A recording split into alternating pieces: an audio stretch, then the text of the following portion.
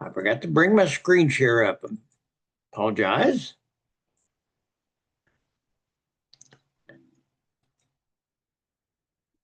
There we go. Well, welcome back, folks, to another episode of the American Civil War. We are in 1863, and last week we fought the Battle of Gettysburg. Without a doubt, the most important battle of the Civil War, July 1st to the 3rd, 1863, and the real turning point because the momentum at this point switches from the rest of the war to the North. Up to this point, the Confederates had kind of been winning the battles. Uh, the Union, particularly out west under Grant, had won some pretty important battles, but for the most part, the Confederacy had the momentum of the Civil War. Now it switches to the Union. That doesn't mean the Confederates will not win more battles, they will. But the momentum seems to kind of change now, and you begin to see more Union victories come about. And within another year, it's pretty evident that the war is eventually going to be won by the Union. So let's kind of review what we looked at last week. Battle of Gettysburg, day one, focused on the Union forces arriving at Gettysburg, led by General Buford and Reynolds. And they kind of surveyed the whole situation, selected the high ground around Cemetery Bridge, and that would be the kind of site of the major battle lines for the next 3 days. Reynolds, of course, would be killed in battle on the first day. The next day, day two, saw Lee's forces kind of make progress along Culp's and Cemetery Hill right to the south of the city or village of Gettysburg. But when they tried to divide Meade's forces by attacking the southern flank, they were repulsed.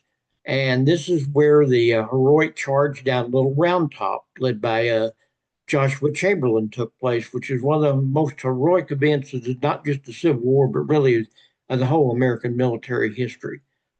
Just a fantastic battle charge by basically unarmed troops. We then saw how on day three, Lee made a just tragic mistake. He was so sure of himself and so sure of his what he considered to be an invincible army that he ordered a full frontal charge against the superior forces at Cemetery Ridge. Becomes known as Pickett's Charge, and it was just a disaster. This is where I told you last week that after it was over with, General Lee, still not wanting to face reality, ordered Pickett to reorder, resupply his division, and charge again. And Pickett looked at him and said, "General, I have no division." It was just a disaster. And kind of from this point on, it kind of tarnished the image of Lee a little bit. It definitely in the Union, they felt like now this guy could be defeated, which was for the first time. And then we ended by talking about the Gettysburg Address that took place about 4 months later and kind of reviewed the events surrounding that. So today we're going to kind of branch out and we're going to talk about something a little bit different. And for you that have been involved with me for some time, some of this will be familiar because we've talked about the guerrilla warfare back when we did the history of the Ozarks. But for the most part, the guerrilla warfare was a kind of black flag movement that was fought during the second half of the Civil War, particularly in the Western theater, but there was some of it in the Eastern theater, as we'll see. So this is a picture of Arch Clements, Dave Poole, and Bill Hendricks, three of the partisan rangers, as they called themselves. By the way, Clements and Poole would later on become members of the James Younger gang. And this is an actual photo taken of these three partisan rangers. So let's look at the general aspect of what the guerrilla warfare took place. Back when Lee's army was headed back to Virginia after licking its wounds at Gettysburg, and the Confederate operation basically west of the Mississippi River were just largely disappearing because there really just wasn't, after the Battle of Wilson's Creek and after the Battle of Pea Ridge, there really wasn't much hope of retaining Missouri and particularly northern Arkansas. But that didn't mean that there weren't people that lived in those areas that were still loyal to the Confederate cause. And rather than give up, they kind of began fighting what becomes known as a guerrilla warfare, which is basically a warfare of sometimes individuals, sometimes small individuals, on occasion almost paramilitary groups like Quantrell's army, as we'll find out in a few minutes. They fought what was called a Black Flag War. In other words, it was fought kind of off the books. Most of this was centered in the Ozarks because the Ozarks was so rugged and remote. It just provided a very good landscape and a very good sanctuary for these guerrilla warfighters. So this becomes a really big thing in the Ozarks after this, pardon me, in the second half of the Civil War. It almost resembled medieval times from what I've been able to read. I've often said if I could go back and speak to some people in history, I would love to go back and speak to my great grandfather and his family who lived in what is now Christian County, Missouri during the Civil War and find out just how they survived because somehow they survived the Civil War, even though they were right in the middle of this guerrilla war that went on. And I would often like to know just how it happened. But unfortunately, that's not going to happen. This is a map showing you some of the places that we associate with the guerrilla war. Obviously, Wilson's Creek and Carthage were actual battles. And then you have Osceola, you have Dot Mill, which we'll talk about in a minute, Boonville, Centralia, Lawrence, Kansas. These are kind of some areas that we kind of associate with the guerrilla warfare for some of the hotbeds as such.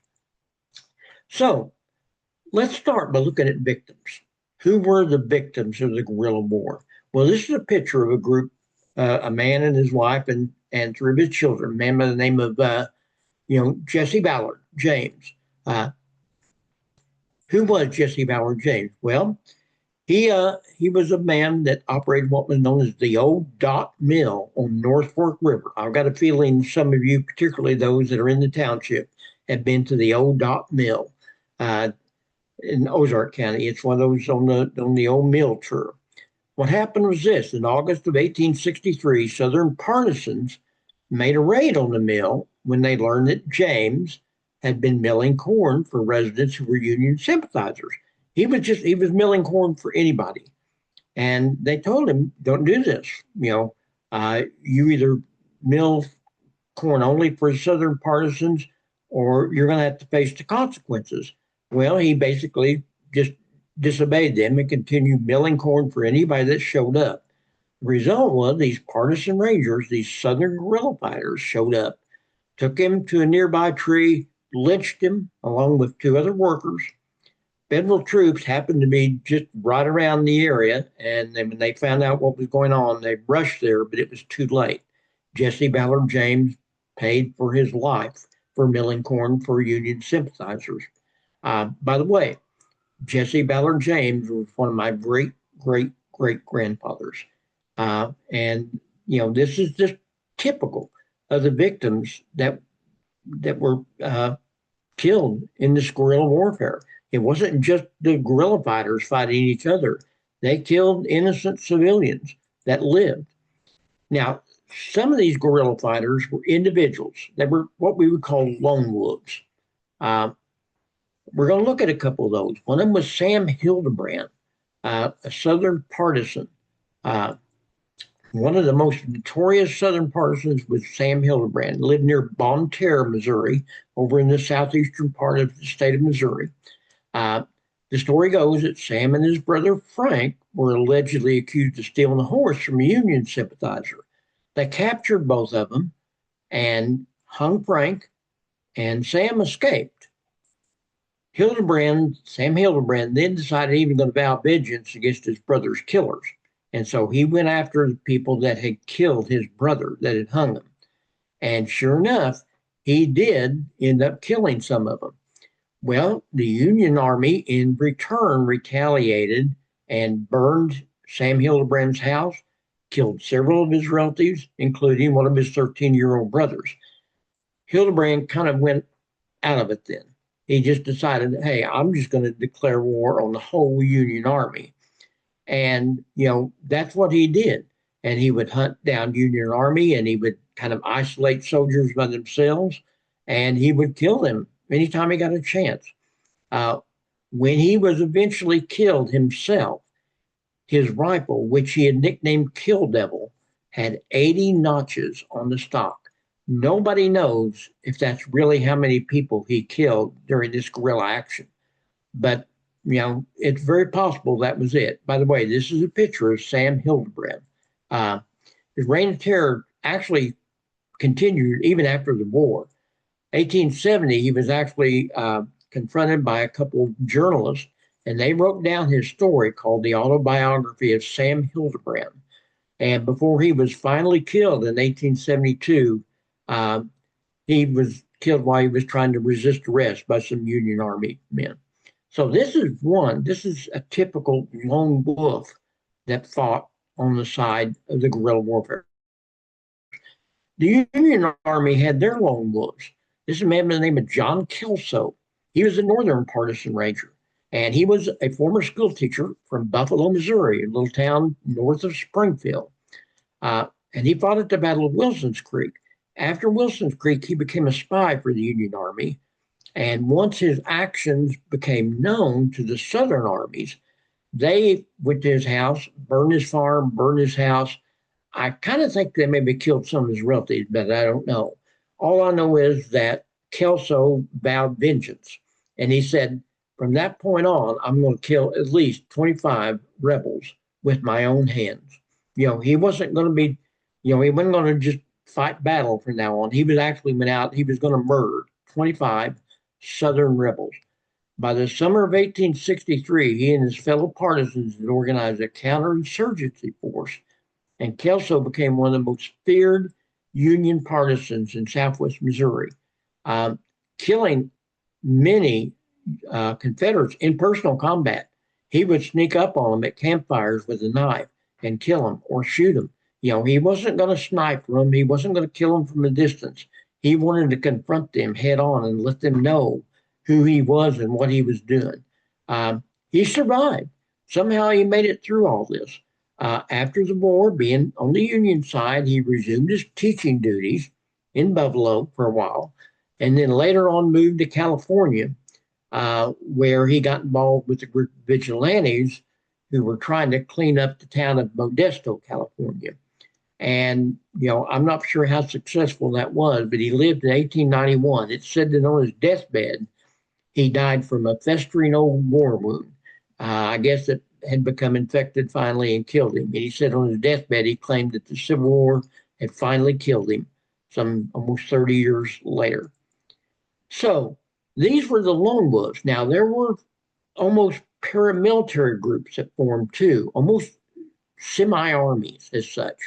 One of the most notorious on the northern side was Jim Lane and the Redlegs out of Kansas. That is Jim Lane. Jim Lane was a senator, a Republican senator who fought on the side of the Union early on. He was a rabid anti-U.S. senator. He absolutely hated Missouri. He hated everything in Missouri. They said he would kill anything if he found out that it came from Missouri. He formed a kind of a military army of about 200 to 300 followers, and they dressed themselves with red leather leggings, thus the nickname Redlegs. And these Redleggers became just like an army. They would swoop down on towns in Missouri and destroy them. Originally, he had the blessing of the U.S. Army. They actually worked with him and said, hey, we'll support you in what you're doing. And they actually gave him funds and supported him. But as his tactics became more violent, and as Missouri obviously was becoming less likely to join the Confederacy, the government kind of backed off and said, we don't want anything to do with this guy anymore, because if we don't watch out, he's going to swing the state back to the Confederacy because he was so violent. And so, he was just doing atrocities. So the result was they disavowed themselves, but it was kind of a wink and a nod type thing. In other words, hey, we don't want to have anything to do with this guy, but wink, wink, we'll let him do it. Um, Probably the most important event occurring that the Redlegs were involved in was the infamous raid at Osceola, Missouri in 1863, I believe it was. I'm almost forgotten now. The sack of Osceola is probably the best known example of these Union depredations. It was led by a man by the name of Charles Jennison along with Lane, and that's Jennison there. Um, Osceola is located about 50 miles north of Springfield, and even though it's a small town today, it was a pretty important town at the Civil War time. It was a steamship port on the Osage River, and a lot of goods were being shipped down the Missouri River to the Osage River to the Osceola, and then ferried by land from there down to the important troop movements and all. So Osceola was a very important town. It happened to be also an extremely Southern sympathizing town. There was a lot of Southern sympathizers in Osceola. So September 22nd, 1861, I knew I had the wrong date the minute I said it because it only happened about a month and a half after the Battle of Wilson's Creek, and I knew that. September 22nd, 1861, Lane's Redlegs rode into town. They ended up burning the whole town down. Now, there is some dispute about how that happened. Some people said they set it on fire on purpose. The story I've always read is that they emptied a bunch of casks of whiskey because they didn't want the whiskey to be given out, secured for the Southerners or even for their own troops. And when they poured it into the Osage River, somehow it caught on fire. The river caught on fire, and the embers from the fire, which ran through the Osage River, runs through Osceola, ended up catching the buildings on fire and burnt the whole town down. One of those stories that's just almost unbelievable, really. When it's all said and done, the Redlegs had killed 9 residents, and they loaded all the contents of the town that was still surviving in the confiscated wagons. The Redlegs later on said that they took 360 horses, 400 cattle, and 200 slaves with them. Lane defended his raid, saying it was retaliation for the Union loss at Wilson's Creek. So, who knows, okay? But that was the Battle of Osceola, the raid on Osceola. The Southerners, of course, had William Clark Quantrell. Without a doubt, the name that everybody associates with guerrilla warfare during the Civil War is Quantrell. Quantrell, just like Kelso, was a former school teacher. I don't know what it is about these school teachers, but anyway, William Clark Quantrell, without a doubt, is the most notorious of the fighters. Raised in Ohio, moved to Kansas, and he became radicalized. He was actually an abolitionist in Ohio, but he switched sides. There's a story that he may have switched sides because his brother was killed by Union soldiers. I don't know if that's true or not. There's a lot of debate about that. But anyway, that's one of the stories behind why he may have switched sides and became such a fervent, guerrilla fighter on the southern side. He was at Wilson's Creek. He was at Carthage. He was at the Battle of Lexington. But he became disillusioned. He just didn't feel like the South had a will to win the war. He kind of said, you guys aren't trying to win, you're trying not to lose. You need to take the war to the Union. And so he decided he was going to break off and form his own army and fight the battle the way he wanted to fight it. And so he formed what became known as Quantrell's Raiders. In the beginning, they were sanctioned by the Confederate government, just like Lane's armies, his Redleggers, had been sanctioned by the Union Army. But as the war progressed and Quantrell's Raiders became more violent and more atrocities were associated with them, even the Confederate government kind of winking and nod, said, well, we don't have anything to do with this bunch. They're out on their own. Don't blame us for what they're doing. Wink, wink. In other words, they knew what was going on. Some of the more important people that are associated, a man by the name of George Todd, Bloody Bill Anderson, we'll hear about in a few minutes, Fletch Taylor and Bill Poole, which I just showed you a picture of a few minutes ago, and of course, Cole Younger and Frank and Jesse James. This is a picture of Fletch Taylor, Frank James, and Jesse James during the war. You can see that Frank is still wearing his Southern uniform at this point.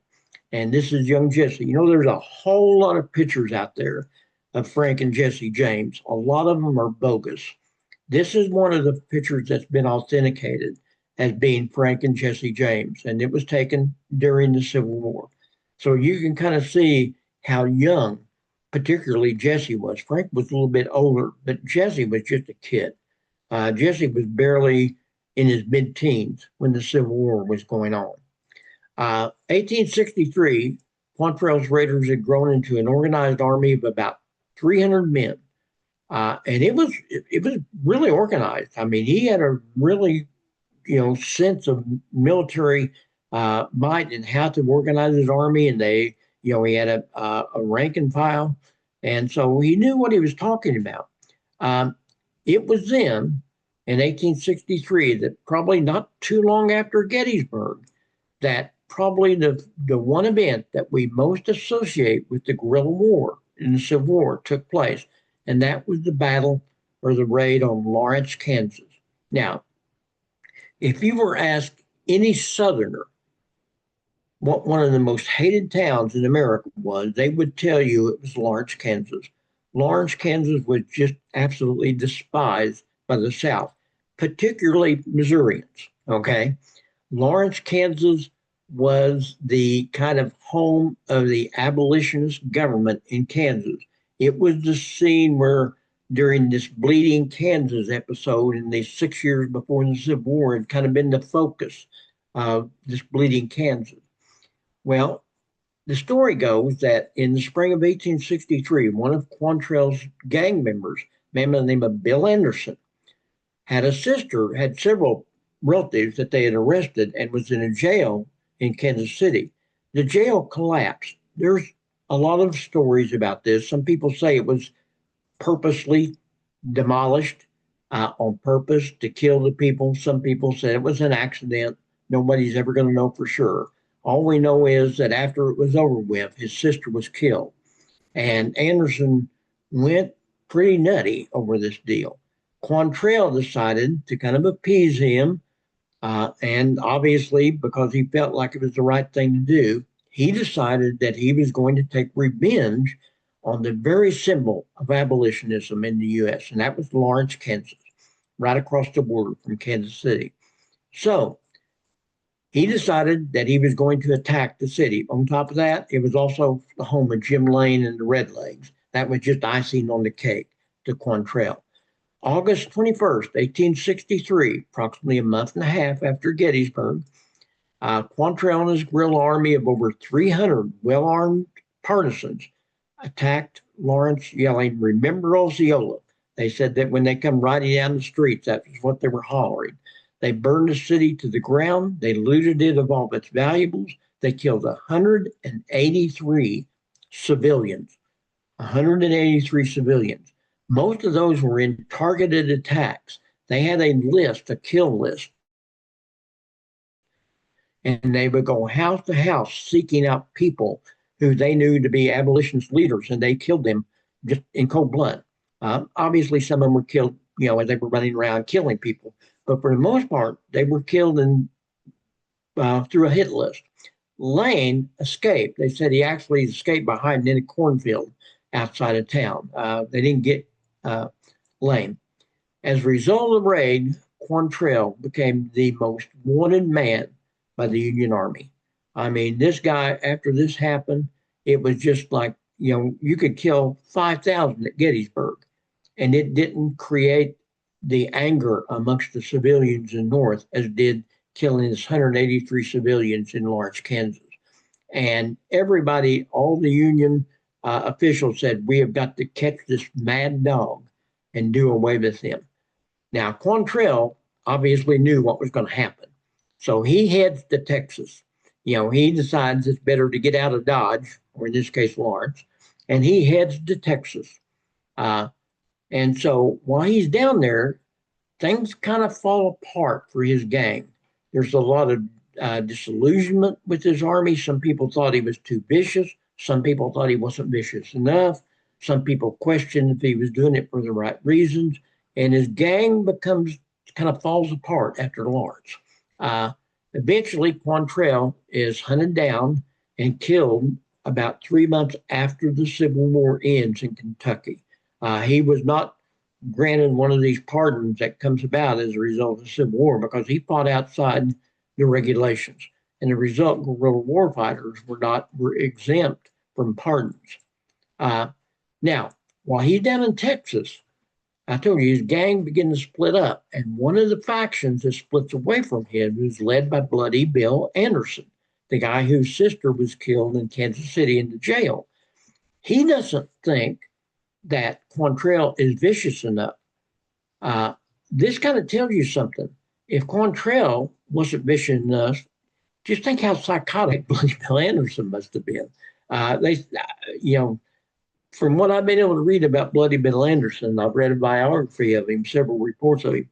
He was absolutely one of the meanest, cruelest people that probably fought during the Civil War. I mean, he would kill anything, and it wouldn't really matter. He didn't kill. He was just probably a serial killer working in the wartime, and these did happen. Okay, he takes with him some of the gang that is loyal to him, like the James brothers, and some of these other people that we've talked about, Fletch, Anderson, Poole. Some of these guys go with him. They go off with Bloody Bill Anderson. They return basically to Missouri, where a lot of them are from, and they begin to kill they go on a vicious attack all over the state, killing people. Probably the most notorious occurred at Centralia, Missouri in September of 1864.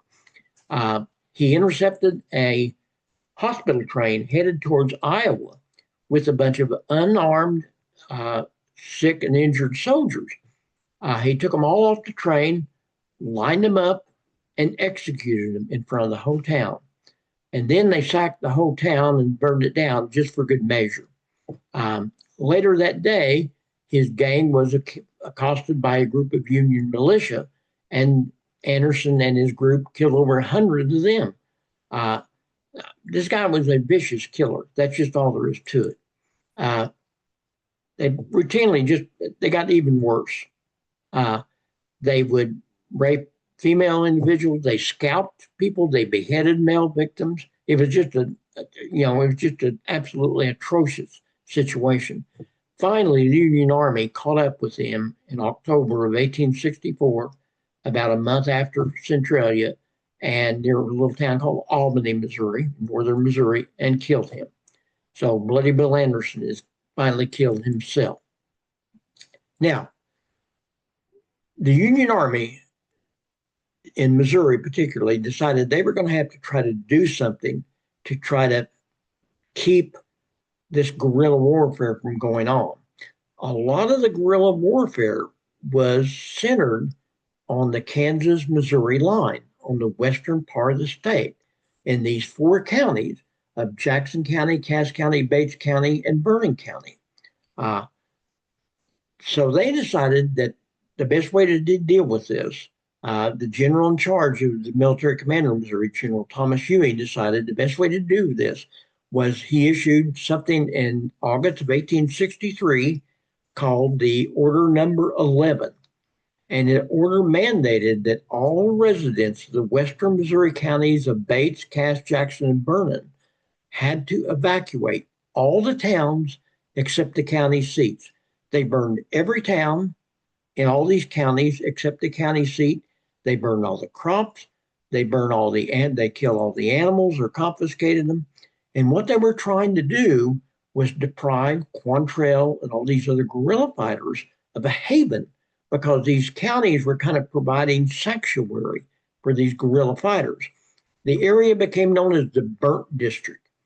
Now, you who don't live in the Ozarks aren't familiar with this. We who live there know if you go down there, particularly in Cass County and Bates County and Vernon County, there are not very many big cities in these three counties. Cass County does have Harrisonville, and it's grown up now because of the suburb coming out of Kansas City. Bates County, really, other than Butler, Missouri, there's not really any big cities in Bates County. And the same thing can be said about Vernon County, where only Nevada, Missouri is a big, and they're not really big cities per se. They're pretty small in comparison to most cities. But it was just, folks, it just basically did away with the whole population of these four counties. Jackson County, which was pretty rural back in those days, obviously has grown up now because it's back to the suburb of Kansas City, and Kansas City has grown south. But it was just a horrible situation. By the way, famous artists from this area, George Caleb Bingham, whose family lived in Jackson County, was livid about this because he lost his land. His family was forced to move, and he decided he was going to make Ewing famous or infamous. So he painted a painting which created a kind of a nationwide sympathy for the residents, and eventually it led to the repeal of Order Number 11 in January of 1864. And that painting was called Order Number 11. And this is kind of a picture of it. This is a painting, and it's obviously a very romanticized vision of what was going on. You can see the Union soldier there. By the way, you notice that the Union commander there is a red legger. He didn't forget this, and he made sure and pointed out that the Union commander in charge of burning this particular town was a red legger. And in fact, Ewing did utilize the red leggers to do some of the atrocities associated with Order Number 11. So this is George Caleb Bingham, one of the great artists that came out of Missouri, and this is one of his more famous paintings that kind of gave way. Now, so far we've talked about the Western Theater, and that is where most of the guerrilla warfare took place, particularly in the areas of Missouri, Kansas, northern Arkansas, some western Tennessee, some western Kentucky, but for the most part, it was just in that area right there. There was some examples of guerrilla warfare back in the Eastern Theater. Probably the most famous was by a man by the name of John Mosby. John Mosby is often called the Gray Ghost. He was a Confederate. And after the Confederate government enacted the Partisan Ranger Act of 1862, he was a regular Army cavalry officer. He decided he was going to organize his own little paramilitary group, and he believed in lightning quick raids. And he thought what you do is you run in with a small army, you do a lightning quick hit and run and leave. That's what guerrilla warfare fighters do. And so he was able to blend in with the local farmers and the townsmen, and he was extremely successful. There's a story that one of the efforts that he made was actually a failed effort. He was within minutes of capturing or killing Grant, who was traveling unguarded to his headquarters by train overseeing the Overland Campaign. And Mosby was just within minutes. He missed the train that was carrying Grant. He was going there to try to intercept the train so he could capture or kill Grant. But it didn't happen, thankfully for the North. Okay. Even more ironic is this: he survived the war. After the war was over, he became a Republican, and he became one of Grant's favorites.